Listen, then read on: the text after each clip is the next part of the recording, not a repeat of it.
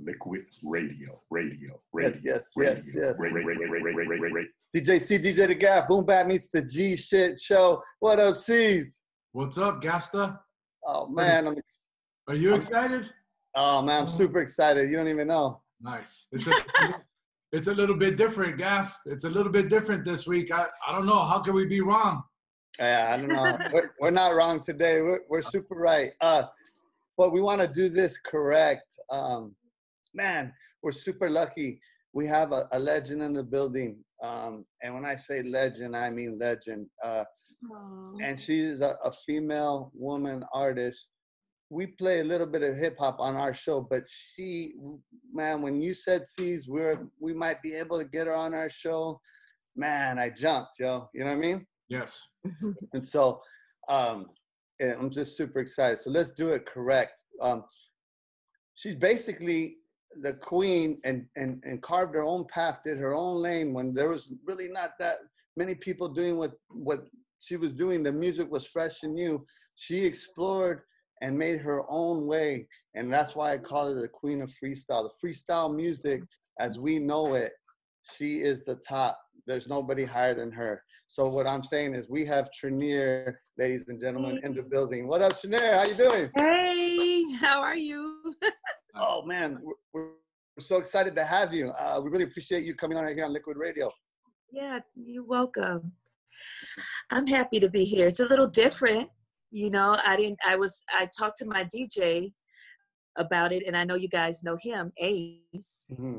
And he was the one who really pushed me to do it. He was like, yeah, they're cool guys. I know them. And because I thought it was kind of weird. I'm like, but they play hip hop. They don't play my music. Wow. And he was like, no, yeah, I think they do. And I was like, okay. Yeah. But we're here to give you your love and your just due, your respect. You did it so long, and you make great music, timeless music. And I know you're getting new fans all the time, and your music, it's just timeless. It's timeless music, and we appreciate you so much. I don't care what kind of music we play. We just respect you, and we're happy that you're here, and we want to celebrate it and talk about, your music. Yeah, thank you. And shout out to your DJ for help giving you to get us on. Yeah, shout out to Ace. Shout out to Ace. So let's do it like this. Before we start, we always do a Likwit Radio salute. I don't know. I know you have a show tonight, so I'm not sure if you're drinking any water or whatever, but we want to do a salute. Oh, that show was canceled. I canceled it. Oh. Because of everything that's going on, and it just wasn't like, I just wasn't feeling it to do it this week, with the curfews and the this and the that. And I actually was going to go on location with my dancers. So, with all of the curfews, and it just didn't feel like the right time. So I said, you know what, let's just wait. Let's do it at a right time. So, I'm not performing tonight, but I did forget to get my wine. I forgot to get my glass of wine. Can you go get some, or can we get somebody to get us some? You want to run and grab it? You want to do a salute with us? I mean, we wait. Yeah. We'll wait. Okay. Do it. All right. Let's do it. Come on. All right. Let me go. We're zooming right now. Let's do it. It's all good. Okay. We're zooming with Trinere. See, this is hard. Yeah. You know what I mean? Likwit there. I'm not mad at that, Gaff. I'm super excited. We got Okay, so while I'm opening this, you could be talking. Yeah, we're good. Nice. Okay. Wait. She's doing it. What are we doing? Red wine or white wine? Yeah, red. Is that red? I'm a Pinot Noir girl. Oh, nice. A brand and new. I don't have those. I don't have those new fancy type of wine openers. Well, no, that's the kind I have too. Nice. Okay. Brand new fresh bottle, man, for Likwit Radio, Gaff. Yeah, she's doing. Fresh bottle. Oh, she's doing. All right. Oh, that looks good. She's getting me good. It is good. Okay. Okay, here we go. Okay, so let's do it right here. Salute right here to Trinere on Likwit Radio 100. Let's do it. Salute. Salute. Woo! I love it. Okay. I love it. Thank you. Now we got to have one drink with Trinere. See, it's already going good for us. Who knew, man? Yeah. Who Yeah, knew, not too many people like us. Let alone we have Trinere with us, G. Awesome. But let's do it like this. Again, we're here to celebrate your music, and you're amazing. So thank you. of course, we're gonna start the beginning. We do a little bit past, present, future, but we're just gonna have fun with it. We'll go wherever you want to go with it. Okay. But I was reading a little bit of your bio, and I thought it was real interesting. It kind of just a little spark that it said somewhere in your bio. So I believe you're from Miami, correct? Right. Okay. Yeah. And somewhere, you've been always singing and entertaining since you were young, correct? Right. Yeah. And it said somewhere in there, I might be jumping a little bit, but it said somewhere in there you met up and you kind of worked a little bit with Rick James. Is that correct? I did. Yes. All right. Can you speak on that a little bit? That's dope. Yeah, it was okay. So I used to be a huge fan, like a fanatic, a crazy little groupie, right? Oh, good. In my early days. I mean, I grew up loving Rick James. So when I was like 15, I'll never forget it because I had a restricted license and you had to drive with someone that, had a license, but I didn't. And my mother knew that I was like this crazy fan. So she allowed me to go to the concert at the Hollywood Sportatorium to see Rick James because he was there. And my uncle at one time used to take me to all the concerts. But at this time, I thought I was grown. I was 15. I wanted to go to the concert by myself with a girlfriend. So my best friend went with me. And this was on a night that my father was playing cards. So he wasn't home. So my mother was like, you can go, you can take the car, but make sure you're back before your dad comes back, finishing his game, because I wasn't really allowed to drive at night alone with a restricted license.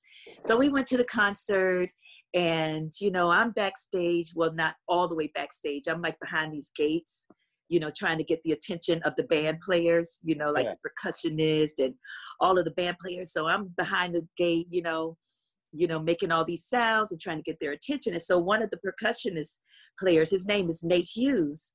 Okay. He came to the gate, and actually we are still best friends till today. We talk every day. And he's still, well, not every day. I take that back. Maybe twice a week we still talk. He's like my best friend over 30 something years, right?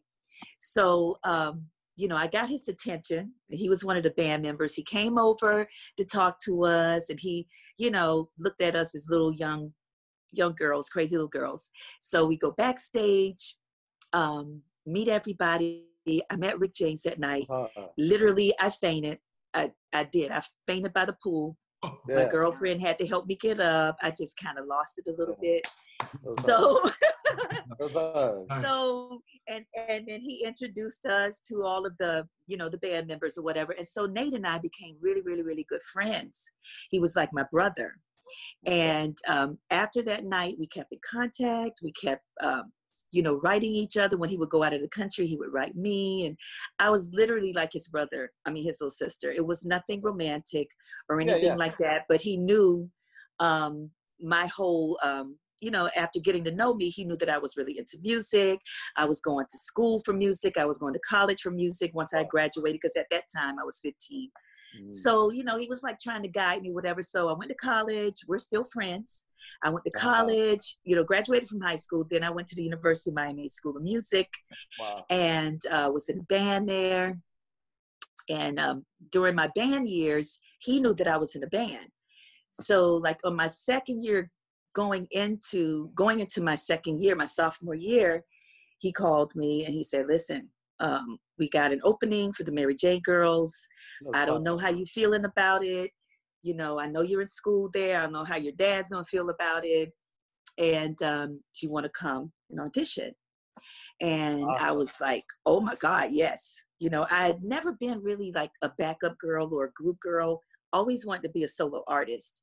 But I was willing to do that because I just wanted to get in the music business. I just wanted to be around real musicians, around that whole thing, because I was really a fanatic. I was like so much into funk music. And so I talked to my dad about it, talked to my family, and my father was sort of against it, but he always supported everything I did. He allowed me to drop out of school. I ended up dropping out of music school, which I had a scholarship. Wow. At the university. Oh my God. I don't regret it, but I feel for my dad because he was still paying for that, you know, for like boarding and all that kind of stuff. So I left, and by this time I hadn't seen Nate in years. So last time I saw him, I was 15. And so now I'm like 19. Okay. Well, actually, no, 18, because I graduated from high school kind of early. So I went to Buffalo, and I lived with him and another Danny LaMelle, who is actually the horn player for Rick James. You know, whenever you hear the song, blow Danny, da da da da da da da da da. So all of those guys was my friends. Like, they're my roommates. And he had me audition, you know, come to the studio and audition for the girls, Mary Jane girls. I did a little bit of background work on some of the songs, but before it was even like solidified, or before I really got in, like I thought I was going to get in, I kind of wasn't feeling the vibe. And, you know, because months went by, I moved to Buffalo. I was living there, getting like, you know, part of the whole Buffalo, New York life. It's cold out there, huh? Yeah. It's cold, right? Very like cold. I was a Florida girl, so I didn't adjust that well. I ended up one day just, you know, saying, you know what, this is not me. And because there was a lot of partying going on, and I come from a family of some serious praying people. And so I know my dad and his sisters was praying me home. So one day I just woke up and I was like, I'm going home, Nate. I just got to go home. And that day I flew in, actually the next night is when I met my producer, Tony. WLIX, Likwit Radio.